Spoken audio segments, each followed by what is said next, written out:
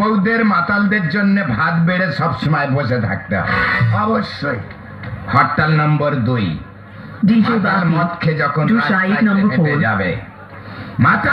যখন রাস্তায় হেঁটে যাবে সব সময়ের জন্য মাতালদের জন্য রাস্তা ক্লিয়ার করে রাখতে হবে, ডিস্টার্ব করা যাবে না অবশ্যই। 3 এবং 4 নম্বর দাবিটা আমি বলবো। হ্যাঁ, 3 নম্বর দাবি, মাতাল যখন মদ খেয়ে ফ্ল্যাট হয়ে রাস্তার পাশে পড়ে থাকবে, পাশের বাড়ির কুকুরগুলো বেঁধে রাখতে হবে, ওই সব কুকুরগুলো মাতালের মুখে গিয়ে হিস্সু করে দেবে। এবং 4 নম্বর কঠোর দাবি, সরকারের প্রতি একটা আবেদন থাকবে, এখন থেকে রেশনে চাল গম দেয়া বন্ধ করা হোক, প্রত্যেক কার পিছু 500 করে ইংলিশ মদ দেয়া হোক, ওইটাই দেয়া হোক। তাই ভাই তুই কি খাচ্ছিস? জানি, হ্যাঁ, রাম রাম রাম। আমি উড়ান। প্রচুর নেশা হয়, তার দুজনের মিলে একটু পাঞ্চ হবে? না না, কখনো হয় না।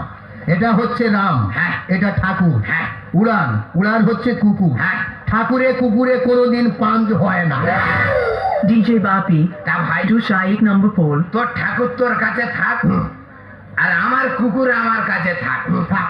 ভাই কি বলবো, পাড়ার অবস্থা খুবই খারাপ, প্রচুর খারাপ, প্রচন্ড খারাপ, ভীষণ খারাপ, খুব খারাপ। কার গরু কার ছাগলের সঙ্গে পালাচ্ছে কিছুই বোঝা যাচ্ছে না। ওই তো কালকের পেপারে পড়লাম, 2 যুবক ছেলে 4টে কুকুরে নিয়ে দিঘায় ঘুরতে গেছে।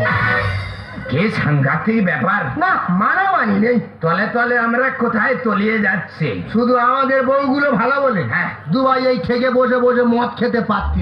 সেইটাই তো বলছি, হ্যাঁ, সেইটাই বলছি।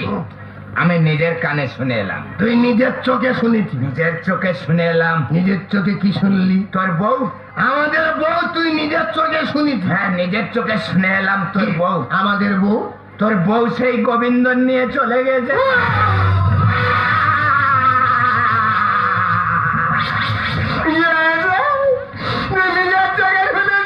নিজের চোখে শুনে এলাম।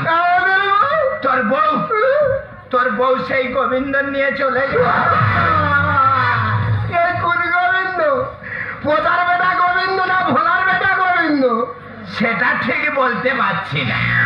ওই পোতার বেটা গোবিন্দ কি ঢেমুন। পাড়ায় ওর নিয়ে 26 বার বিচার হয়েছে। 16 বার বিচারের বিষয়বস্তু ছিল লোকের গোয়াল ঘরে ঢোকা। ভাই তুই আমার উড়ান সব পাঁচ করে খেয়ে নে, ভাই বউটা ফিরে আদু হয়ে চলেছ।